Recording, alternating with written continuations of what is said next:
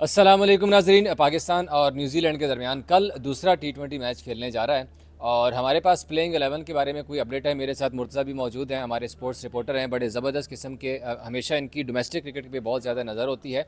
तो कल के प्लेइंग 11 के हवाले से एक तो यह है कि पाकिस्तान के प्लेइंग 11 में कल 1 से 2 तब्दीलियों का इम्कान है, बाकी प्लेइंग 11 वही रहेगी। और सबसे बड़ी खबर कि शाहीन शाह अफरीदी जो है वो कल के मैच से ड्रॉप हो सकते हैं, होंगे नहीं होंगे। मुर्तज़ा से भी कुछ ज़्यादा, मुर्तज़ा क्या शाहीन को कल के मैच से ड्रॉप होना चाहिए? क्योंकि मेरे पास जो इन्फॉर्मेशन आई है उसमें ये है कि शाहीन जो है वो ड्रॉप हो सकते हैं। बाकी भी खिलाड़ियों के मैं नाम बताता हूँ कि कौन सा ड्रॉप हो सकता है और कौन कौन कल खेलने जा रहे हैं।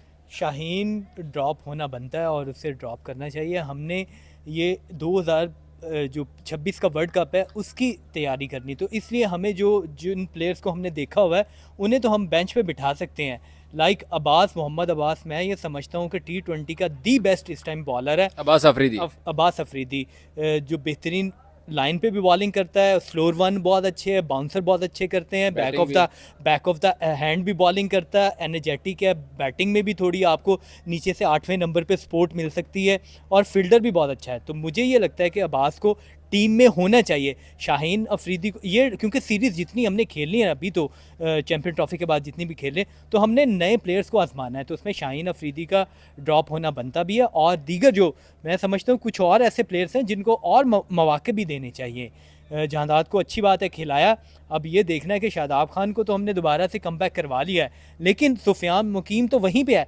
तो क्या ऐसा नहीं होगा, क्योंकि आपको लास्ट टाइम याद होगा यहाँ पे प्रेस कॉन्फ्रेंस की थी कदाफी स्टेडियम में आकिब जवेद ने, तो मैंने उनसे सवाल किया था कि हम चैम्पियन ट्रॉफी में बहुत कम वक्त है, तकरीबन 3 से 4 सीरीज़ हैं, तो क्या हम अपने नए स्पिनर्स को आजमाएंगे, क्योंकि पाकिस्तानी कंडीशन में सारे मैचेस सुफियान को लेके भी गए वहाँ तो पर। लेके गए थे, लेकिन एक मैच खिला के बाद में ये कहा गया कि उसका एक्सपीरियंस नहीं है। भाई तो सुफियान ने जो खेला था उसने कितने रिकॉर्ड काम किया था। बहुत अच्छी बॉलिंग की थी, लेकिन उसे 3 सीरीज में साथ रखने के अच्छा, बाद आपने कल जो उसे है ना, तो ये ना हो कि इस दफा अब भी देखें शाहीन ने पहले मैच में 2 ओवर में 17 रन दिए थे 8.50 के इकॉनमी रेट से, रन ठीक तो है। बहुत ज्यादा लीक कर रहे हाँ, हैं। अब शाहीन की जगह आ रहे हैं जनाब हारिस रऊफ।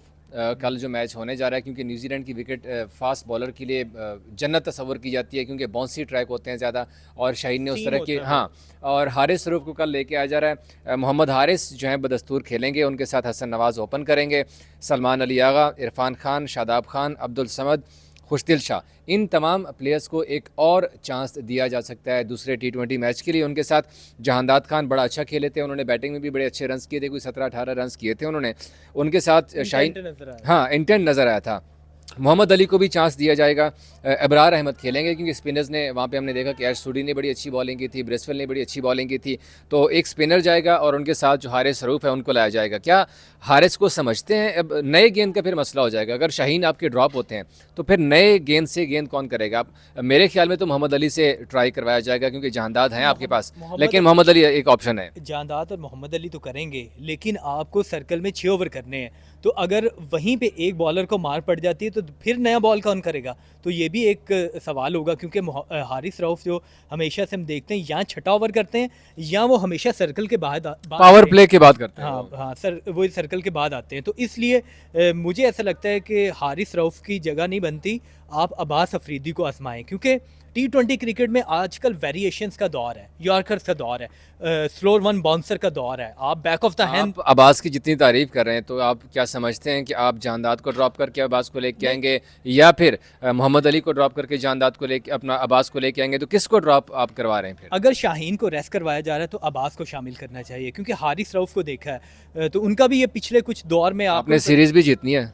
सीरीज भी जीतनी, लेकिन आपने ये भी तो देखना है 2026 की तैयारी भी करनी है। अगर आप फिर हारिस रऊफ को खिलाएंगे, फिर शाहीन अफरीदी को खिलाएंगे, तो 26 के लिए वही गलती करेंगे जो चैंपियन ट्रॉफी में आकिब कुछ जवेद। लोग कह रहे हैं कि यार बाबर और रिजवान को लेके आए, मैंने पिछले मैच में देख रहा था ना, बड़े लोग कह रहे थे। मेरा मेरा ये मानना है, आप यंगस्टर्स को अभी मुतवातर चांसेस दें, क्योंकि जब तक आप चांस नहीं देते तो आपकी टीम नहीं बनती। आप कैसे जज कर सकते हैं एक मैच से कि वो उसमें कितनी पोटेंशियल है? और ऐसी कंडीशंस, आपके जो 7 बैटर्स खेल रहे हैं उनमें सबसे ज़्यादा बताएं जो बैटर्स में मैचेस किसने खेले? शादाब खान ने शादाब 100 खान ने। मैचेस खेले, उसके अलावा शाहीन अफरीदी ने बॉलिंग में सबसे ज़्यादा मैचेस खेले। तो बाकी तो आपके पास जितनी लॉट है वो सारी यंगस्टर्स की हैं। मोहम्मद हारिस ने कितने मैच यार खेले? मुझे ना पता नहीं 3 क्यों लगता है डेब्यू कि हो रहे हैं। हसन लड़के ने, मतलब नो डाउट पहले मैच में बदकिस्मत था, डेब्यू किया था उन्होंने। मुझे पता नहीं क्यों लगता है, लोग शायद मेरे से इत्तेफाक नहीं करेंगे, कि हसन नवाज़ और अब्दुल समद, इन दो लड़कों से मुझे बहुत ज़्यादा उम्मीद है। मुझे अभी रिसेंटली मैं टेस्ट क्रिकेटर से यहाँ पर बात कर रहा था, अभी क्योंकि हम कजाफी स्टेडियम में हैं और नेशनल T20 चल रहा है, यहाँ पर AJ के और फाटा का मैच चल रहा है, इसके बाद सियालकोट और मुल्तान का होने जा रहा है। वहाँ पर मैंने क्रिकेटर से पूछा, मैंने कहा हसन और अब्दुल समद, उसने कहा भाई हसन नवाज। कहते हैं लिख के ले लो मेरे से, कहते हैं हसन जो है ना आपका फ्यूचर स्टार है। हसन नवाज आपको लास्ट अगर कश्मीर प्रीमियर लीग का सीज़न याद हो तो इसने सेंचुरी स्कोर की थी और डोमेस्टिक में बड़े अच्छे रन्स किए। यहाँ कितने छक्के मारे उसने। पोटेंशियल बहुत है उसमें। आपको ये भी याद होगा कि सईद अनवर ने 14वीं इनिंग में पहला 50 किया था। तो पाकिस्तान के दी बेस्ट जिसे ओपनर बल्लेबाज कहा जाता है ना, तो पहले 13 मैचेस में उन्होंने 50 ही नहीं किया था, तो 14वीं इनिंग में उन्होंने 50 किया था। तो हमें देखना है कि पहला उसका डेब्यू मैच हुआ है T20 और न्यूजीलैंड जैसी कंडीशन में जहां पे बॉल ऐसा सीम हो रहा है। कायल जेमिसन की बॉल तो भाई समझ ही नहीं आ रही थी तो वही हारिस मियां को देखिए, क्या बॉल वहां पड़ रही है, भाई साहब आगे निकल के रहे। इतने तुम रहते नहीं हो रोहित शर्मा है, विराट कोहली के, तुम कायल जेमिसन की जिसकी पेस ही 140 तक आ रही है उसको आगे करके निकल रहे हो। अच्छा, मजे की बात ये कि पहले 3 ओवर्स में 4 बॉलें बल्ले को लगी हैं, 3 आउट हुए और 1 सिंगल हुआ है। 18 बॉलों में से बल्ले को 4 लगी। नहीं, पहला ओवर तो मैडन गया था। नहीं 3 ओवरों में बल्ले को सिर्फ बॉलें 4 लगी हैं। 3 ओवर्स में तो भाई साहब उनको लग ही नहीं रहा था कि हमारे साथ हो क्या। इधर से डफी साहब पड़ गए, उधर से उनको जेमिसन पड़ गया था और हारिस साहब ने एक गेंद टच किया बल्ले को और माशाल्लाह वो भी कीपर के हाथों में कैच। तो हारिस पे जो तनकीद कर रहे थे, मेरे ख्याल है वो तनकीद जायज है, जायज है तनकीद। नहीं ठीक यार देखिए कब अकल आएगी यार। नहीं ठीक है, मैं मानता हूँ उसने जो खेला वो बिल्कुल सही नहीं खेला, ये बात मानने वाली है। लेकिन अभी ना उससे भी हारिस को भी मुतवाज़र चांसेस की ज़रूरत है अगर आपने उसे खिलाना है, क्योंकि पाकिस्तान क्रिकेट बोर्ड के जो प्लान्स थे उसमें पाकिस्तान शाहीन का उसे कप्तान भी बनाया गया। हाँ जी। तो अगर कप्तान बनाया गया है तो इसलिए उसको ना थोड़े मुतवाज़र चांसेस दे दें। अच्छा मुर्तज़ा, आज आपका मैच भी देख रहे थे, हमारे 2 लीडिंग फास्ट बॉलर यहाँ पर खेल रहे थे, जमान खान और वसीम जूनियर। यार यकीन करे नहीं कुट पईया उन्होंने, नहीं कुट पईए के मेरिट ते पई है। जमान ते पहले ओवर तो बस जमानू ले आया नहीं गया, उन्होंने साइड ते लाता है। लेकिन एक चीज़ अच्छी है कि अगर नामी ग्रामी बल्लेबाज नहीं है वो इन प्लेयर्स को खेलने के, इंटरनेशनल प्लेयर्स को और अच्छा खेलने, ये उनसे उनका कॉन्फिडेंस अच्छा होता है। लेकिन वसीम जूनियर वाला बताएं कितने रन्स पड़े उससे? पहले में 24 पड़ गए। वसीम जूनियर जो कि पाकिस्तान की तरफ से खेले में इंजरी की वजह से बाहर हुए हैं, आज यहाँ पर बच्चों से उनको 24 रन पड़े हैं और टका के मार पड़ी है। जमान आया 1 छक्का 1 चौका 6 4 10 12 1 वाइड 13, कुछ 14 तो जमान को पड़ा है। हाँ जमा, उसके बाद तो ओवर करने ही नहीं है भाई साहब। नीचे खड़े T20 क्रिकेट है और लाहौर की और कजाफी स्टेडियम की जिस तरह विकेट होती है, बल्लेबाजों को मारी पड़ती है, फास्ट बॉलर्स को और स्पिनर्स को भी मार पड़ती है। नहीं यार, स्पिनर ने बड़ी अच्छी विकेट ली। देखिए ना, फाटा ने 5 ओवर में जो है 70 कर लिया था, जब स्पिनर्स आ गए तो वो एकदम ब्रेक लग गई उनको। ये भी तो देखे ना कि स्पिनर्स ने पहले जो बॉलिंग कर रहे थे मिड विकेट की। अच्छा यार, हाँ एक बड़ी बैड न्यूज़ है हमारे पास कि आसिफ अफरीदी जो हैं, हाँ आसिफ अफरीदी के फाटा के जो कि कैप्टन भी थे, वो कल यहाँ पर प्रैक्टिस सेशन हो रही थी। तो प्रैक्टिस सेशन में जब बैटर्स ने गेंद खेला, वो पोल को लगा और पोल से गेंद ज़ोर से आया, उसकी आंख पे लगा। ये दाई आंख जो है ना, उनकी आंख अभी तक कंफर्मेशन नहीं है कि बच गई या नहीं, लेकिन डॉक्टर्स ने जो उनका स्कैन किया है, स्कैन में उसके इस हड्डी के फ्रैक्चर की तस्दीक हो गई है।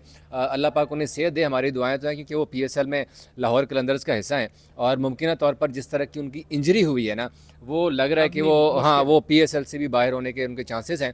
PCB का अलबत्ता जो मेडिकल पैनल है वो देख रहा है, उनको मुसलसल उनको मॉनिटर कर रहा है, अभी हॉस्पिटलाइज्ड हैं वो, और बड़ी ख़तरनाक गेंद उनको लगी है। अल्लाह पाक करे कि उनकी आंख बच जाए। आमीन। उन्हें बॉल कल यहीं पे खेलते हुए लगा। हाँ, प्रैक्टिस में अक्सर ये होता है क्योंकि नेट लगे होते हैं, 7 पॉल्स होते हैं। हाँ, तो वो पॉल शॉट लगा ना, तो पॉल से डाइवर्ट होके उनकी आंख में लगा, तो फ्रैक्चर हुआ है।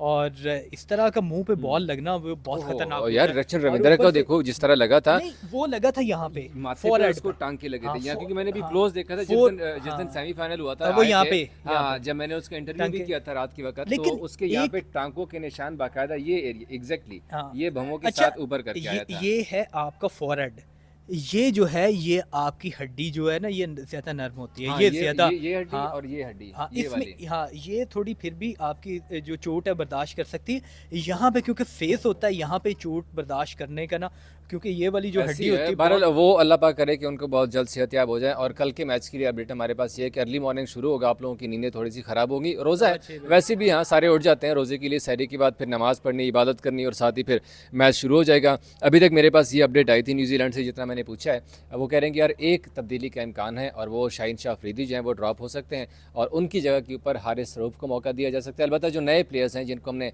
पहले T20 मैच में खिलाया था उनको दोबारा से चांस मिलेगा। जो हेड कोच हैं आकिब जावेद, मैच के बाद मैंने पूछा था कि भाई कोई सख्ती वगैरह, उन्होंने कहा नहीं यार कोई बात नहीं, होता रहता है, पहला मैच था, 3 डेब्यू प्लेयर्स के साथ आप खेले थे, तो होपफुली कि पाकिस्तान कल कमबैक करेगा और न्यूजीलैंड के खिलाफ अच्छा टारगेट सेट करके वो मैच हम जीत जाएं ताकि सीरीज़ में वापसी हो जाए। अगर पाकिस्तान कल का मैच जीत जाता है तो फिर यकीनी तौर पर कॉन्फिडेंस अच्छा मिलेगा। सीरीज़ जीतना ज़रूरी होता है, लेकिन अगर ये भी है कि अगर पाकिस्तान को उस सीरीज़ में से चंद अच्छे प्लेयर्स मिल जाएं तो ये भी ये हमारे लिए बड़ी बात होगी, ये बड़ी बात होगी क्योंकि हमने T20 वर्ल्ड कप की तैयारी करनी है। तो आप किसको कल खेलता हुआ देखना चाहते हैं? क्या शाहीन शाह अफरीदी को ड्रॉप होना चाहिए, नहीं होना चाहिए? इस हवाले से आप क्या कहते हैं कमेंट सेक्शन में हमें ज़रूर बताइएगा। And thank you so much Murtaza हमें टाइम देने के लिए।